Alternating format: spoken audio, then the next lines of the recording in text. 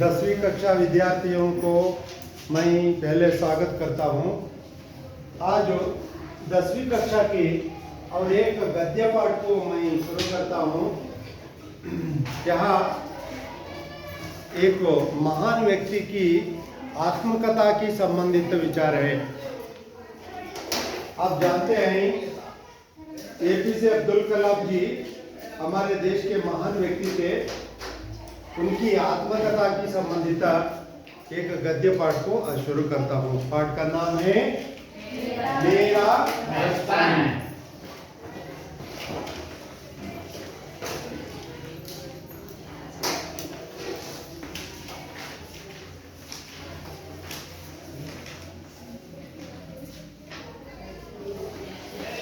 पाठ 5 मेरा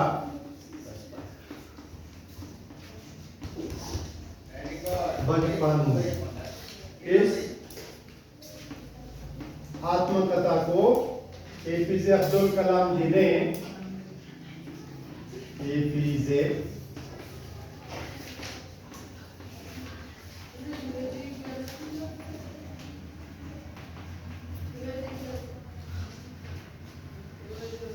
अब्दुल कलाम जी ने लिखा है। अच्छा बच्चों, पहले एपीजे अब्दुल कलाम के बारे में उनकी आत्मकथा है। ಆದರೆ ಈ ಮೇರಾ ಬಚಪನ್ ಅಂತಕ್ಕಂಥದ್ದನ್ನ ಯಾವುದೇ ಲೇಖಕರು ಅಥವಾ ಯಾವುದೇ ಸಂಕಲಿತ ಅನ್ನುವಂಥದ್ರಿಂದ ಆಯ್ಕೆಯನ್ನು ಮಾಡಲಿಲ್ಲ. ಅದು ಏನಪ್ಪಾ ಅಂತಂದ್ರೆ ಅವರ ಆತ್ಮಕಥೆ ಆಗಿರೋದ್ರಿಂದ ಅವರೇ ತಮ್ಮ ಆತ್ಮಕಥೆಯನ್ನು ಅವರು ಬರ್ಕೊಟ್ಟಿದ್ದಾರೆ ಅಂತಕ್ಕಂಥದ್ದು. ಯಹ ಆತ್ಮಕಥಾ ಹೇ ಮಹಾತ್ಮ ಗಾಂಧೀಜಿಯವರ ಆತ್ಮಕಥೆ ಹೇಗೆ ಅವರು 8ನೇ ತರಗತಿಯಲ್ಲಿ ನೀವು ಗಾಂಧೀಜಿ ಅನ್ನುವಂಥದ್ದನ್ನ ನೀವು ತಿಳ್ಕೊಂಡ್ರೋ, ಅದೇ ತರದಲ್ಲಿ ಎಪಿಜೆ ಅಬ್ದುಲ್ ಕಲಾಂ ಅಂತಕ್ಕಂಥದ್ದು ಸಹ ಅವರ ಆತ್ಮಕಥೆಗೆ ಸಂಬಂಧಪಟ್ಟಂಥದ್ದು. ಮೊದಲು ಅವರ ಸ್ವಲ್ಪ ಪರಿಚಯನ ಮಾಡೋದಾದ್ರೆ ಎಪಿಜೆ ಅಬ್ದುಲ್ ಕಲಾಂ ಅವರು ಯಾರು, ಅವರು ಯಾವಾಗ ಜನಿಸಿದ್ರು ಮತ್ತು ಅವರು ಮಾಡಿರ್ತಕ್ಕಂಥ ಸಾಧನೆಗಳ ಬಗ್ಗೆ ಏನು ಅನ್ನುವಂಥದ್ದನ್ನು ನಾವು ಹೇಳೋದಾದ್ರೆ थोड़ा सा उसके बारे में चर्चा करेंगे। तो लेखक का नाम है एपीजे अब्दुल कलाम। एपीजे अब्दुल कलाम ಅನ್ನುವಂಥವರ ಆತ್ಮಕಥೆಯನ್ನು ನಾವು ತಿಳ್ಕೊಳ್ತಾ ಹೋಗ್ತೇವೆ. उनका जन्म 15 अक्टूबर ಅವರು 15ನೇ ಅಕ್ಟೋಬರ್ 1931 1931 ಅಂದ್ರೆ ಕ್ರಿಸ್ತಶಕ 1931ರಲ್ಲಿ ಅವರು ಜನಿಸ್ತಾರೆ ಅಂತಕ್ಕಂಥದ್ದು. उसके बाद ಸ್ಥಳ, ಅವರು ಯಾವ ಸ್ಥಳದಲ್ಲಿ ಅವರು ಜನಿಸಿದ್ರು ಅಂತಂದ್ರೆ ತಮಿಳುನಾಡು ರಾಜ್ಯಕ್ಕೆ ರಾಮೇಶ್ವರಂ ಅಲ್ಲಿ ಅವರ ಆತ್ಮಕಥೆಯಲ್ಲಿ ಹೇಳ್ಕೊಂಡಿದ್ದಾರೆ. ರಾಮೇಶ್ವರಂನಲ್ಲಿ ಅವರು ಜನಿಸ್ತಾರೆ ಅನ್ನುವಂಥದ್ರ ಬಗ್ಗೆ, ರಾಮೇಶ್ವರಂನಲ್ಲಿ ಅವರು ಜನಿಸಿದ್ರು ಅಂತಕ್ಕಂಥದ್ದು. उसी प्रकार डॉक्टर एपीजे अब्दुल कलाम जी 25 जुलाई 2002 से ಅಂದ್ರೆ ಕ್ರಿಸ್ತಶಕ ಅವರು 25 ಮತ್ತು ಜುಲೈ 7ನೇ ತಾರೀಕು 2002ರಿಂದ 24 जुलाई 2007 तक ಅಂದ್ರೆ 24/7/2007 ಅಂದ್ರೆ 5 ವರ್ಷಗಳವರೆಗೆ 5 साल तक हमारे देश के राष्ट्रपति थे. ನಮ್ಮ ದೇಶದವರು ರಾಷ್ಟ್ರಪತಿ ಸ್ಥಾನವನ್ನು ಕೂಡ ಅವರು ಅಲಂಕರಿಸಿದ್ದಾರೆ ಅಂತಕ್ಕಂಥದ್ದು. ಅವರು 5 ವರ್ಷಗಳವರೆಗೆ ರಾಷ್ಟ್ರಪತಿ ಹುದ್ದೆಯಲ್ಲಿ ಇದ್ರು. ಆ ರಾಷ್ಟ್ರಪತಿಯಾಗೂ ಕೂಡ ಅವರು ಸೇವೆಯನ್ನು ಸಲ್ಲಿಸಿದ್ದಾರೆ ಅಂತ ಹೇಳಿ ಅವರ ಆತ್ಮಕಥೆಯಲ್ಲಿ ಅವರು ಬರ್ಕೊಂಡಿದ್ದಾರೆ, ಆತ್ಮಕಥೆಯಲ್ಲಿ ಹೇಳ್ಕೊಳ್ತಾ ಇದ್ದಾರೆ. ಇನ್ನೇ ಪ್ರಕ್ಷೇಪಾಕ್ಷ ಪುರುಷ ಮಿಸೈಲ್ ಮ್ಯಾನ್ ನಾಮಸೆ ಜಾನಾ ಜಾತಾ ಇದೆ. ಇವರನ್ನ ಉಡಾವಣೆಯ ಪುರುಷ, ಉಡಾವಣಾ ಕ್ಷೇತ್ರದ ಮಹಾಪುರುಷ ಅನ್ನುವಂಥದ್ರ ಬಗ್ಗೆ ಏನ್ ಮಾಡಿದ್ದಾರೆ ಕೇಳಿದ್ರೆ ಅವರು ಕರೆಯಲಾಗ್ತದೆ. ಅದೇ ರೀತಿಯಾಗಿ ಅವರು ಈಗ ನಮ್ಮ ಭೂಮಿ ಮೇಲೆ ಇಲ್ಲ, ಅವರು ಈಗಾಗಲೇ ಕೊನೆ ಉಸಿರನ್ನ ಎಳೆದಿದ್ದಾರೆ. 27 जुलाई 2015 को हुई थी. ಅವರು 27 ಜುಲೈ ಕ್ರಿಸ್ತಶಕ 2015ರಲ್ಲಿ ಅವರು ಕೊನೆ ಉಸಿರನ್ನ ಎಳೆದಿದ್ದಾರೆ. ಅಂದ್ರೆ ಅವರು ಈ ಭೂಮಿ ಮೇಲೆ ಇಲ್ಲ, ಅವರು ತಮ್ಮ ಸ್ವರ್ಗವಾಸಿಯಾಗಿದ್ದಾರೆ. ಆದರೆ ಅವರು ಕೊಟ್ಟಿರ್ತಕ್ಕಂತಹ ಕೆಲವೊಂದು ವಿಚಾರಗಳು ಇಂದು ಸಹ ಸತ್ಯವಾಗಿ ಉಳ್ಕೊಂಡಿದ್ದೇವೆ ಅನ್ನುವಂಥದ್ದು, ಅದನ್ನು ನಾವು ತಿಳ್ಕೊಳ್ಳುವ ಪ್ರಯತ್ನವನ್ನ ಮಾಡೋಣ. ಮಕ್ಕಳೇ, ಇಲ್ಲಿ ಮೇರಾ ಬಚಪನ್ ಅನ್ನುವಂಥದ್ದು ಏನು ಅನ್ನುವಂಥದ್ರ ಬಗ್ಗೆ ಮೊದಲು ನಾವು ತಿಳ್ಕೊಳ್ಳೋದಾದ್ರೆ, ಮೇರಾ ಅಂತಂದ್ರೆ ನನ್ನ, ಬಚ್ಪನ್ ಬಾಲ್ಯ. ಅವರು ನಿಮ್ಮ ತರಹ ಸಣ್ಣ ವಯಸ್ಸಿನಲ್ಲಿ ಅವರು ಬಾಲ್ಯವನ್ನ ಹೇಗೆ ಕಳೆದ್ರು, ಅವರು ಯಾವ ರೀತಿಯಾಗಿ ಕಳೆದ್ರು ಅನ್ನುವಂಥದ್ದನ್ನು ತಮ್ಮ ಆತ್ಮಕಥೆಯಲ್ಲಿ ತಮ್ಮನ್ನ ಅವರು ಹೇಳ್ಕೊಳ್ತಾ ಹೋಗ್ತಿದ್ದಾರೆ. ಅದನ್ನು ನಾವು ತಿಳ್ಕೊಳ್ಳೋ ಪ್ರಯತ್ನವನ್ನ ಮಾಡೋಣ. ಇಲ್ಲಿ इस पाठ के द्वारा आदरे इस पाठ के आशय के बारे में हम जानकारी थोड़ा सा जानकारी प्राप्त करेंगे. ಇಲ್ಲಿ ಈ ಒಂದು ಅವರ ಆತ್ಮಕಥೆಯನ್ನ ಬರೆಯೋದಕ್ಕೆ ಮುಖ್ಯವಾಗಿರ್ತಕ್ಕಂಥ ಆಶಯ ಅಥವಾ ಉದ್ದೇಶದ ಬಗ್ಗೆ ನಾವು ಚರ್ಚೆಯನ್ನ ಮಾಡುತ್ತಾ ಹೋಗುವಾಗ ದ್ವಾರ ಛಾತ್ರ ಛಾತ್ರ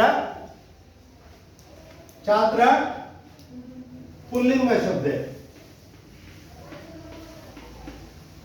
छात्र छात्र स्त्रीलिंग. छात्र पुल्लिंग स्त्रीलिंग छात्र.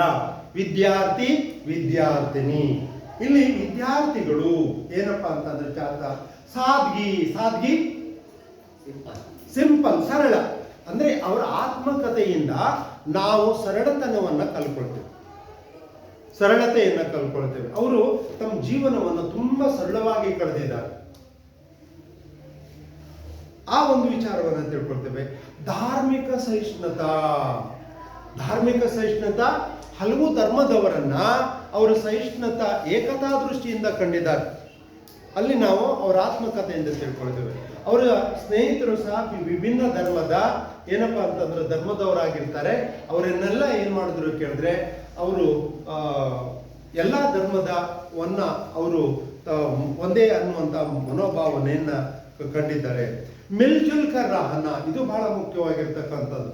ಅವರು ಎಲ್ಲವರ ಜೊತೆಗೆ ಅವರು ಕೂಡಿಕೊಂಡು ಬದುಕಿದ್ದಾರೆ. ಅಂದ್ರೆ ಹಿಂದೂ ಧರ್ಮ, ಕ್ರಿಸ್ತ ಧರ್ಮ, ಇಸಾಯಿ ಎಲ್ಲ ಧರ್ಮದವರ ಜೊತೆಗೆ ಅವರು ಮಿಲ್ಜುಲ್ ಕರ್ ರಹತೆ, ಅವರು ಹೊಂದಿಕೊಂಡು ಅವರು ಬದುಕಿದ್ದಾರೆ ಅಂತಕ್ಕಂಥದ್ದನ್ನ ನಾವು. ಕಿತಾಬೆ ಪಡ್ನೆ ಕಿ ಪ್ರಯೋಜನ ಅಂದ್ರೆ ಪುಸ್ತಕ ಓದುವುದರ ಉದ್ದೇಶ ಏನು ಅಂತ. ಕಿತಾಬೆ ಕಿತಾಬೆ ಕಿತಾಬೆ ಬಹುವಚನ ಶಬ್ದ, ಪುಸ್ತಕಗಳು बहुवचन. एक वचन शब्द किताब, किताब ಪುಸ್ತಕ, ಕಿತಾಬೆ ಪುಸ್ತಕಗಳು. ಅವರು ಪುಸ್ತಕಗಳ ಏನಪ್ಪಾ ಅಂತಂದ್ರೆ ಪ್ರಯೋಜನ, ಪುಸ್ತಕಗಳ ಪ್ರಯೋಜನ ಏನು ಅನ್ನುವಂಥದ್ದು ತಮ್ಮ ಆತ್ಮಕಥೆಯಲ್ಲಿ ಹೇಳ್ಕೊಂಡಿದ್ದಾರೆ. ಆದಿಕ ಪ್ರೇರಣೆ ಪಾಸತೆ ಮುಂತಾದ ಒಂದು ಪ್ರೇರಣೆಯನ್ನು ನಾವೇನ್ ಮಾಡ್ತೇವೆ ಕೇಳಿದ್ರೆ ಈ ಒಂದು ಅವರ ಆತ್ಮಕಥೆಯಿಂದ ತಿಳ್ಕೊಳ್ಳೋ ಪ್ರಯತ್ನವನ್ನ ಮಾಡ್ತೇವೆ. ಶುರು ಕರೆಂಗೆ. ಮೇರಾ ಜನ್ಮ, एपीजे अब्दुल कलाम जी ने अपने आत्मकथा में लिखते हैं, मेरा जन्म मद्रास राज्य अब तमिलनाडु के रामेश्वरम कस्बे में एक मध्यवर्गीय परिवार में हुआ था. मेरा जन्म, जन्म जन्म विलोम शब्द, हाँ मरण सही है. जन्म ಹುಟ್ಟುವುದು, ಮರಣ ಸಾಯುವುದು. ಇಲ್ಲಿ ಅದನ್ನು ವಿಲೋಮ ಶಬ್ದವನ್ನು ನೋಡ್ತಾ ಇದ್ದೇವೆ. ಹೀಗೆ ಅವರು ಏನಪ್ಪಾ ಅಂತಂದ್ರೆ ಅವರು ಹುಟ್ಟಿರ್ತಕ್ಕಂಥದ್ದು ಮದ್ರಾಸ್ ರಾಜ್ಯ. ಮದ್ರಾಸ್ ರಾಜ್ಯ ಮೊದಲು ಈ ತಮಿಳುನಾಡು ರಾಜ್ಯಕ್ಕೆ ಮದ್ರಾಸ್ ರಾಜ್ಯ ಅಂತ ಕರೀತಾ ಇದ್ರು. ಏನಂತ ಕರೀತಾ ಇದ್ರು? ಮದ್ರಾಸ್ ರಾಜ್ಯ ಅಂತ ಕರೀತಾ ಇದ್ರು. ಈಗ ನಾವು ತಮಿಳುನಾಡು ರಾಜ್ಯವನ್ನ ಕರಿತೇವೆ. ನಾವು ಕರ್ನಾಟಕ ತಮಿಳುನಾಡು ರಾಜ್ಯ ಅಂತ ಕರಿತೇವೆ. ಮೊದಲು ಆ ತಮಿಳುನಾಡು ರಾಜ್ಯಕ್ಕೆ ಮದ್ರಾಸ್ ರಾಜ್ಯ ಅಂತ ಕರೀತಾ ಇದ್ರು. ಇವರು ಮದ್ರಾಸ್ ರಾಜ್ಯದಲ್ಲಿ ಜನಿಸಿದ್ದಾರೆ ಅಂತಕ್ಕಂಥದ್ದು. वे के ರಾಮೇಶ್ವರಂ ಕಸ್ಬೆ ಮೇ, ರಾಮೇಶ್ವರಂ ತಮಿಳುನಾಡಿನಲ್ಲಿ ಒಂದು ತೀರ್ಥ ಸ್ಥಳ. ನೀವು ಧರ್ಮಸ್ಥಳವನ್ನ ತೀರ್ಥ ಸ್ಥಳ ಅಂತ ಕರಿತೀರೋ ಕರ್ನಾಟಕದಲ್ಲಿ, ಹಾಗೆ ಅಲ್ಲಿ ರಾಮೇಶ್ವರಂ ಅನ್ನುವಂಥದ್ದು ಈ ತೀರ್ಥ ಸ್ಥಳ ಅನ್ನುವಂಥದ್ದು, ಅಂದ್ರೆ ಪುಣ್ಯಕ್ಷೇತ್ರ. ಅಲ್ಲಿ ಇವರು ಜನಿಸಿದ್ದಾರೆ ಅನ್ನುವಂಥದ್ದು. ಕಸ್ಬೆ ಮೇ, ಕಸ್ಬಾ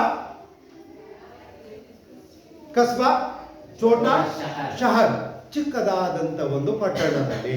ಅಲ್ಲಿ ರಾಮೇಶ್ವರ ಅನ್ನುವಂಥದ್ದು ತಮಿಳುನಾಡು ರಾಜ್ಯದ ಒಂದು ಚಿಕ್ಕದಾಗಿರುವಂತಹ ಒಂದು ಏನಪ್ಪಾ ಅಂತಂದ್ರೆ ಪಟ್ಟಣದಲ್ಲಿ ಅವರು ಜನಿಸಿದ್ರು ಅಂತಕ್ಕಂಥದ್ದು.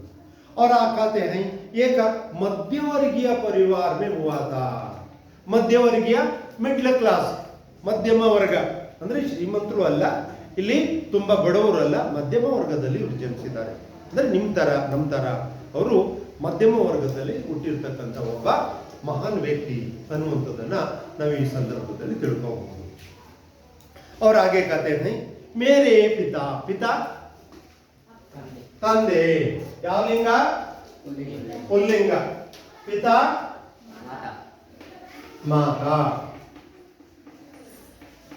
ಸ್ತ್ರೀಲಿಂಗ ಮಾತಾ, ಪುಲ್ಲಿಂಗ ಪಿತಾ. ನನ್ನ ತಂದೆ, ಅವರ ತಂದೆ ಏನಪ್ಪಾ ಹೇಳ್ತಿದ್ದಾರೆ? ಜೈನುಲಾಬುದ್ದೀನ್. ಅವರ ತಂದೆ ಹೆಸರೇನು? ಪಿತಾ ಕಾ ನಾಮ್ ಕ್ಯಾ ಥಾ?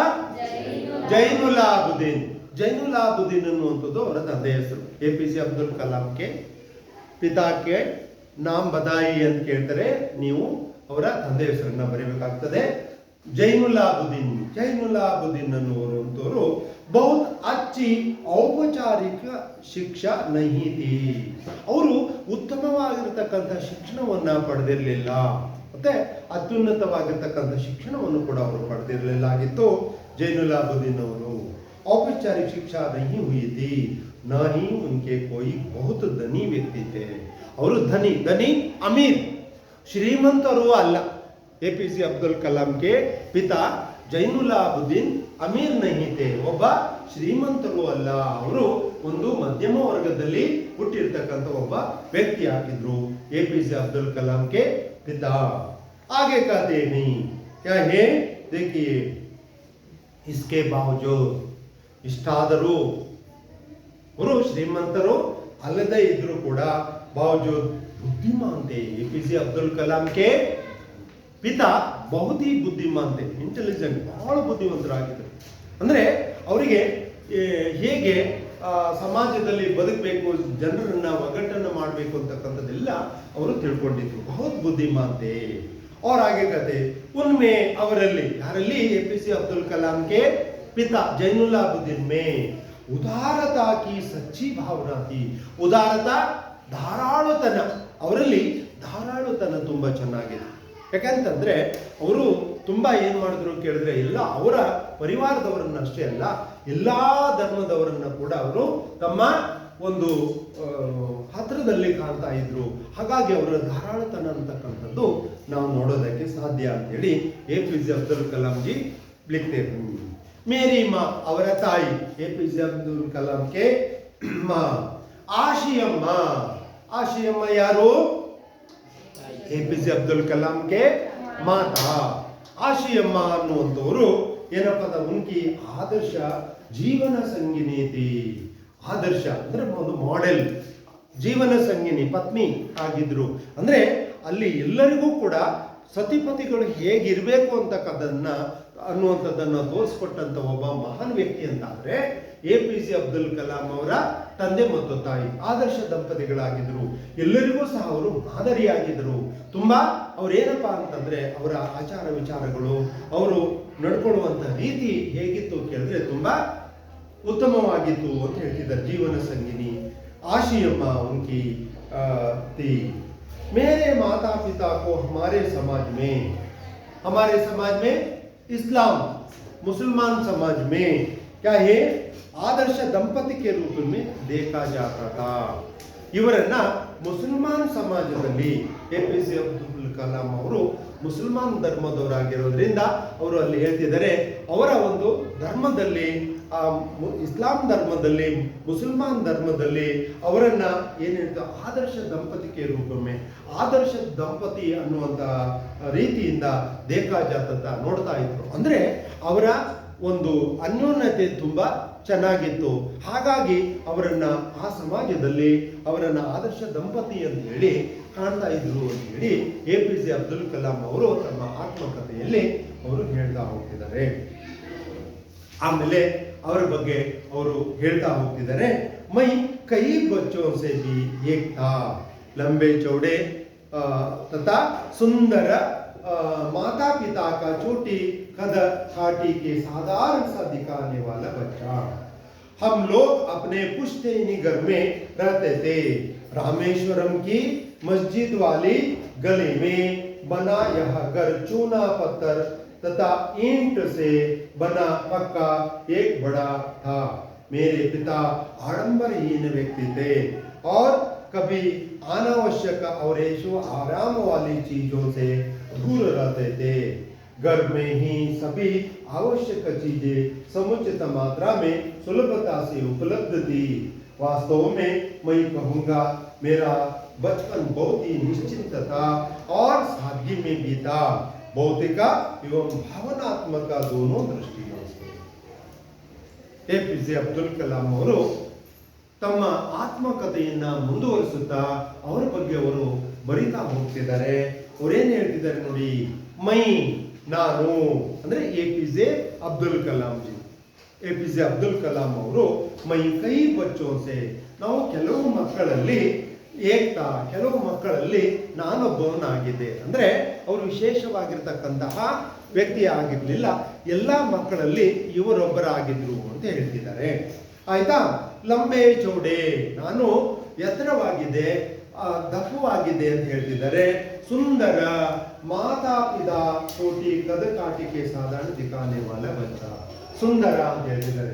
ಸುಂದರ का विलोम शब्द कुरु.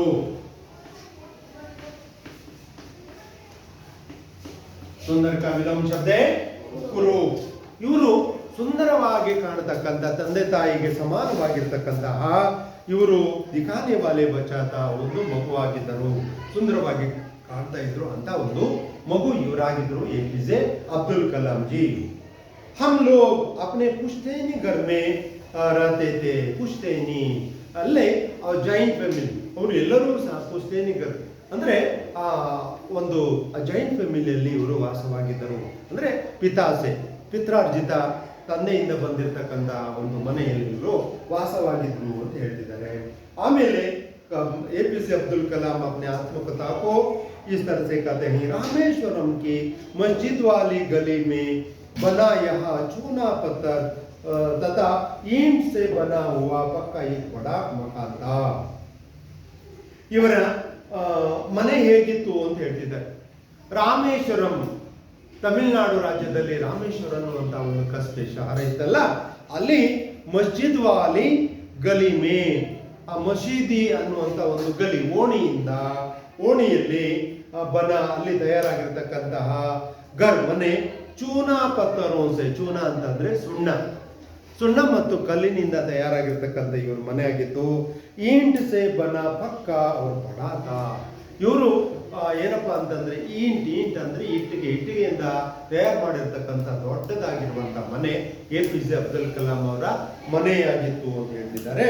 मेरे पिता एपीजे अब्दुल कलाम के पिता ಜೈನುಲ್ ಅಬ್ದಿನ್ ಆಡಂಬರಹೀನ ವ್ಯಕ್ತಿ थे.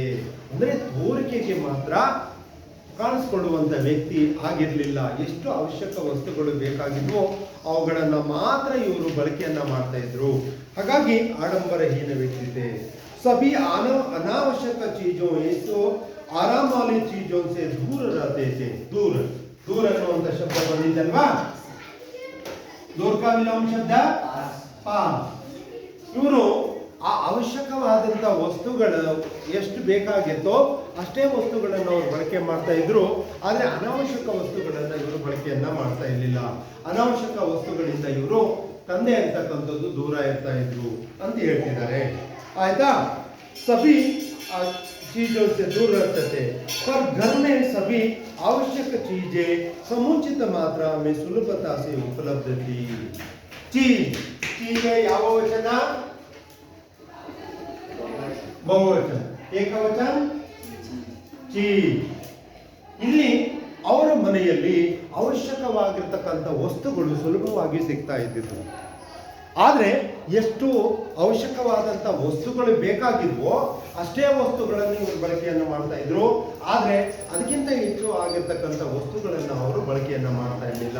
ಅದರಿಂದ ಅವ್ರು ಏನಾಗ್ತಿದ್ರು ಕೇಳಿದ್ರೆ ದೂರವಾಗಿರ್ತಾ ಇದ್ರು ಎಪಿಜೆ ಅಬ್ದುಲ್ ಕಲಾಂ. और आगे कहते हैं, घर में सभी आवश्यक चीज समुचित मात्रा में सुलभता से उपलब्ध थी. ಅವರಿಗೆ ಎಲ್ಲ ವಸ್ತುಗಳು ಅವರ ಮನೆಯಲ್ಲಿ ಕೂಡ ಅವರಿಗೆ ಸಿಗ್ತಾ ಇದ್ದಿದ್ವು. ಆದರೂ ಸಹ ಅವರು ಏನಪ್ಪಾ ಅಂತಂದ್ರೆ ಅಂತ ಅವಶ್ಯಕ ಅದ್ದೂರಿಯಾಗಿರ್ತಕ್ಕಂಥ ವಸ್ತುಗಳಿಂದ ಅವರು ದೂರ ಇರ್ತಾ ಇದ್ರು ಅನ್ನುವಂಥದ್ದನ್ನ ಅನ್ನೋದನ್ನ ಹೇಳ್ತಿದ್ದಾರೆ.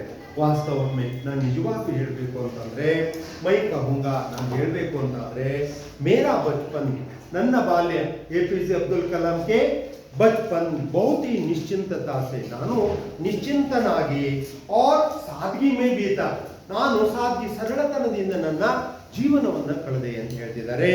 और ಭೌತಿಕ ಅಂದ್ರೆ ಭೌತಿಕವಾಗಿಯೂ ಮತ್ತು ಭಾವನಾತ್ಮಕ ಈ ದೃಷ್ಟಿಯೂ ಸೇ ನಾನು ಭಾವನಾತ್ಮಕವಾದಂತಹ ದೃಷ್ಟಿಯನ್ನು ಕೂಡ ನಾನು ತುಂಬಾ ಸರಳವಾಗಿ ನನ್ನ ಜೀವನವನ್ನು ಕಳೆದೆ ಅಂತ ಹೇಳ್ತಿದ್ದಾರೆ. ಅಂದ್ರೆ APJ ಅಬ್ದುಲ್ ಕಲಾಂ ಅವ್ರ ಮನೆಯಲ್ಲಿ ಎಲ್ಲ ವಸ್ತುಗಳು ಸಿಗ್ತಾ ಇದ್ರು ಸಹ ಆ ವಸ್ತುಗಳನ್ನ ಅವರು ಬಳಕೆಯನ್ನು ಮಾಡ್ತಾ ಇರಲಿಲ್ಲ.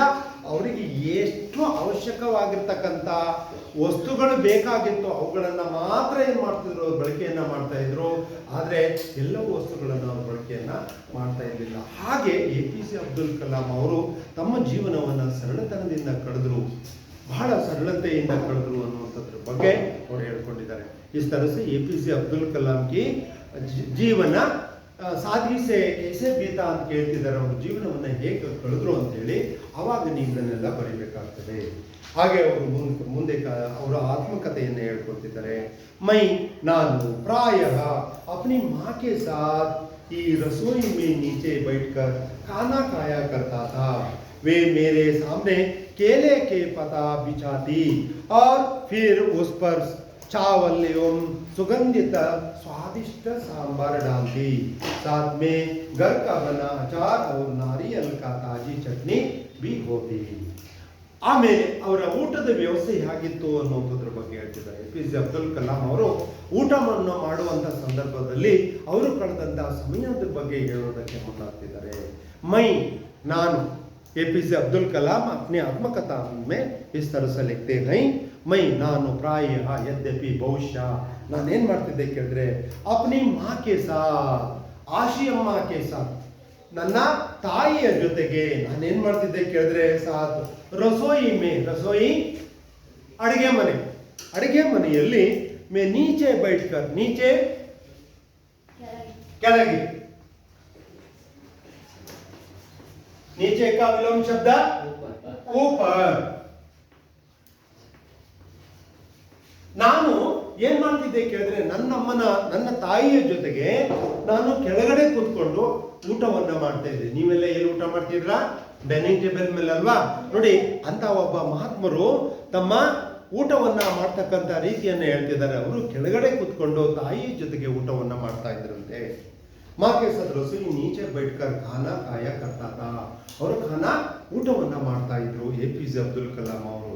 ವೇ ಅವರು ಮೇರೆ ಸಾಮ್ನೆ ನನ್ನ ಎದುರಿಗೆ ಕೇಲೆ ಕ ಪತ ಕೇಲ ಬಾಳೆ ಎಲೆಯನ್ನ ಬಿಚಾತಿ ನನಗೆ ಎದುರುಗಡೆಗೆ ಬಾಳೆ ಎಲೆಯನ್ನ ಹಾಕ್ತಾ ಇದ್ರು. ಫಿರ್ ಆಮೇಲೆ ಉಸ್ ಪರ್ ಆ ಬಾಳೆ ಎಲೆಯ ಮೇಲೆ ಚಾವಲ್ ಅನ್ನ, ಇಲ್ಲಿ ಅಕ್ಕಿ ಅಂತ ತಿಳ್ಕೊಬಾರ್ದು, ಅನ್ನವನ್ನ ಏನ್ ಮಾಡ್ತಿದ್ರು ಕೇಳಿದ್ರೆ ಹಾಕ್ತಾ ಇದ್ರು. पर एवं क्या है सुगंधित स्वादिष्ट सांबार ಸುಗಂಧಿತ ರುಚಿಯಾದ ಪರಿಮಳಯುತ ಅಲ್ಲಿ ಏನ್ ಮಾಡ್ತಿದ್ರು ಕೇಳಿದ್ರೆ ಸಾಂಬಾರವನ್ನ ಹಾಕ್ತಾ ಇದ್ರಂತೆ.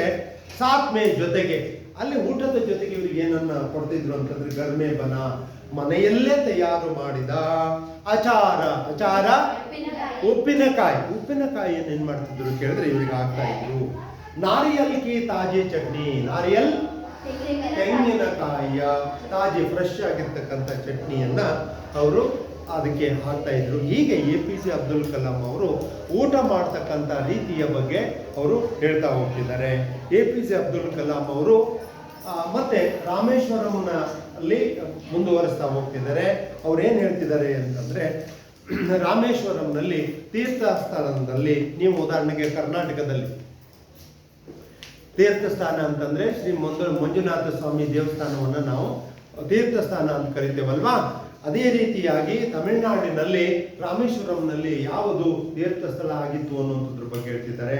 ಪ್ರತಿಷ್ಠಿತ ಶಿವ ಮಂದಿರ जिसके कारण रामेश्वरम प्रसिद्ध तीर्थ स्थल है का हमारे घर से 10 मिनट का पैदल रास्ता था. जिस इलाके में हम रहते थे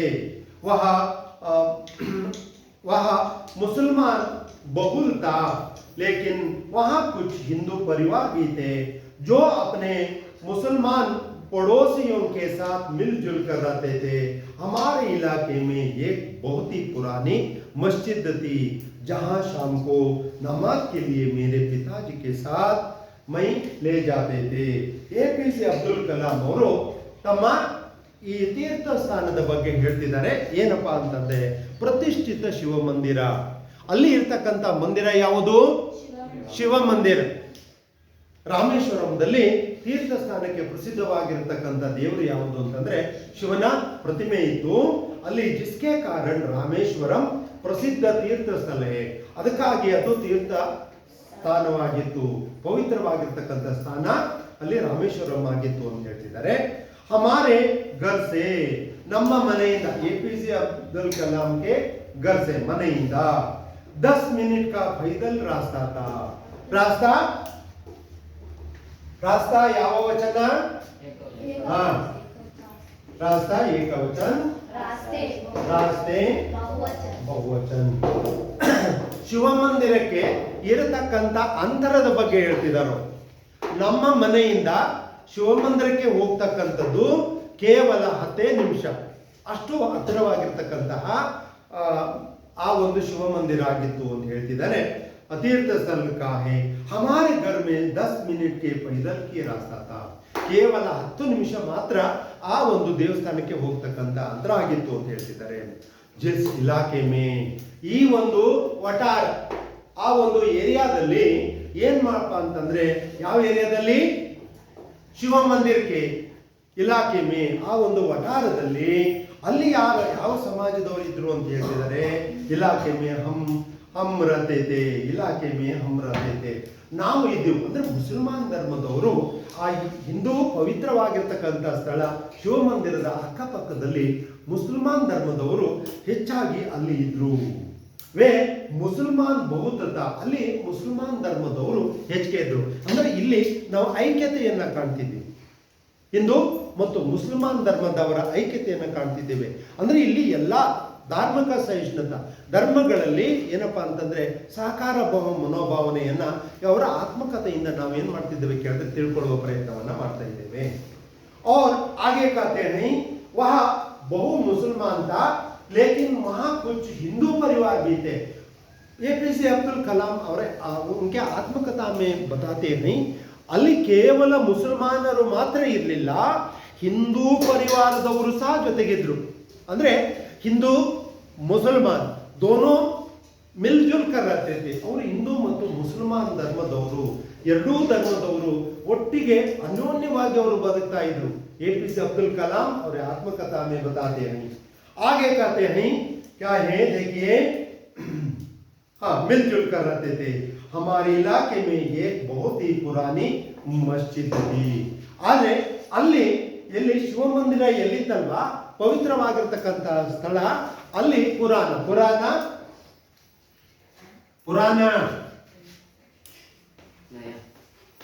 ಹಳೆಯ, ನಯ ಹೊಸ, ಅಲ್ಲಿ ಹಳೆಯದಾದಂತಹ ಎಪಿಜೆ ಅಬ್ದುಲ್ ಕಲಾಂ ಅವರ ಆ ಒಂದು ಏರಿಯಾದಲ್ಲಿ ಹಳೆಯದಾಗಿರ್ತಕ್ಕಂಥ ಒಂದು ಮಸೀದಿ ಇತ್ತು. ಎಪಿಜೆ ಅಬ್ದುಲ್ ಕಲಾಂ ಅವರ ಆ ಒಂದು ಏರಿಯಾದಲ್ಲಿ ಒಂದು ಮಸೀದಿ ಇತ್ತು ಅಂತ ಹೇಳ್ತಿದ್ದಾರೆ. ಅಲ್ಲಿ ಅವ್ರು ಏನ್ ಹೇಳ್ತಿದ್ದಾರೆ, ಮೇರೆ ಪಿತಾಜಿ ಮುಜೆ ಅಪ್ನೆ ಸಾಥ್, ಅಲ್ಲಿ ಅವ್ರು ಏನ್ ಹೇಳ್ತಿದ್ದಾರೆ, ಪುರಾನಿ ಮಸ್ಜಿದ್ ತಿ, ಹಳೆಯದಾಗಿರ್ತಕ್ಕಂಥ ಅಲ್ಲಿ ಮಸೀದಿ ಇತ್ತು. ಜಹಾ, ಅಲ್ಲಿ ಶಾಮ್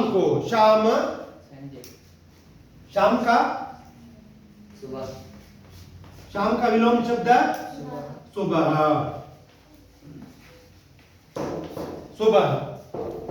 ಸಾಯಂಕಾಲದ ಸಂದರ್ಭದಲ್ಲಿ ಜೈನುಲಾಬುದ್ದೀನ್ ಎಪಿಜೆ ಅಬ್ದುಲ್ ಕಲಾಂ ಕೋ घूमने के लिए ತಿರುಗಾಡೋದಕ್ಕೆ ಅವರನ್ನ ಕರ್ಕೊಂಡು ಹೋಗ್ತಾ ಇದ್ರಂತೆ.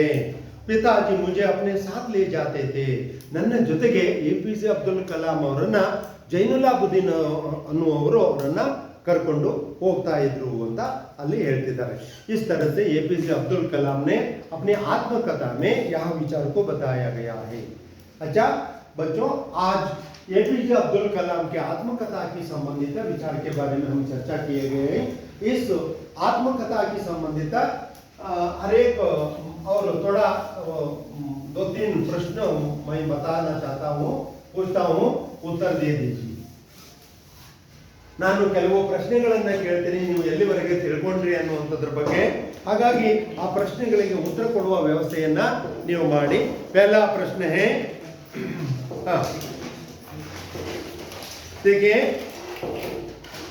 अच्छा शब्द का विलोम शब्द क्या है? गौरमा, अच्छा, अच्छा शब्द का विलोम शब्द क्या है? अच्छा शब्द का विलोम शब्द क्या है? बुरा. सही है. बुरा. अच्छा ಅಂತಂದ್ರೇನು? ಒಳ್ಳೆಯದು. बुरा ಅಂದ್ರೇನು? ಕೆಟ್ಟದ್ದು. अच्छा शब्द का विलोम शब्द बुरा है. सही है. आगे मैं और एक प्रश्न बताना चाहता हूँ. एपीजे अब्दुल कलाम के पिता का नाम क्या था? एपीजे अब्दुल कलाम का पिता का नाम जैनुलाब्दीन. हाँ, एपीजे अब्दुल कलाम के पिता का नाम जैनुलाब्दीन थे. ಅವರ ಎಪಿಜೆ ಅಬ್ದುಲ್ ಕಲಾಂ ಅವರ ತಂದೆ ಹೆಸರು ಜೈನುಲಾಬ್ದೀನ್ ಅನ್ನುವಂಥವರು ಆಗಿದ್ರು ಅನ್ನುವಂಥದ್ದು ಅಲ್ವಾ. और एक प्रश्न है, एपीजे अब्दुल कलाम को आशी अम्मा ने एपीजे अब्दुल कलाम को क्या क्या देती थी? ಎಪಿಜೆ ಅಬ್ದುಲ್ ಕಲಾಂ ಅವರಿಗೆ ಊಟಕ್ಕೆ ಆಶಿ ಅಮ್ಮ ಅನ್ನುವಂಥವ್ರು ಏನನ್ನ ಕೊಡ್ತಾ ಇದ್ರು? नूतन चावल एवं ಸುಗಂಧಿತ स्वादिष्ट ಸಾಂಬಾರ್. घर में ಸುಗಂಧಿತ ಅಂದ್ರೆ ಆ ಚಾವಲ್ ಅನ್ನವನ್ನ ಕೊಡ್ತಿದ್ರು ಮತ್ತು ಅದ್ರ ಜೊತೆಗೆ ಸಾಂಬಾರನ್ನ ಹಾಕ್ತಾ ಇದ್ರು. और घर में बना ಆಚಾರ, ಮನೆಯಲ್ಲಿ ತಯಾರು ಮಾಡಿದ ಉಪ್ಪಿನಕಾಯಿ. और ताजी नारियल. और क्या है? ತಾಜಿ ನಾರಿಯಲ್ ಚಟ್ನಿ. ಅಂದ್ರೆ ಇಲ್ಲಿ ನಾರಿಯಲ್ ಚಟ್ನಿ ಅಂದ್ರೆ ತೆಂಗಿನಕಾಯಿಯ ಚಟ್ನಿ, ಫ್ರೆಶ್ ಆಗಿರ್ತಕ್ಕಂಥ, ಅಂದ್ರೆ ಈಗ ತಾನೇ ಮಾಡಿರುವಂತಹ ಏನಪ್ಪಾ ಅಂತಂದ್ರೆ ಚಟ್ನಿಯನ್ನ ಏನ್ ಮಾಡ್ತಿದ್ರು ಕೇಳಿದ್ರೆ ಅವರಿಗೆ ಕೊಡ್ತಾ ಇದ್ರು ಅನ್ನುವಂಥದ್ದು. ಹೀಗೆ ಈ ರೀತಿಯಾಗಿ ಅವರು ಕೊಡ್ತಕ್ಕಂಥ ಮಾತುಗಳನ್ನ ಹೇಳ್ತಿದ್ದಾರೆ. ಆಯ್ತಾ. और एक प्रश्न है,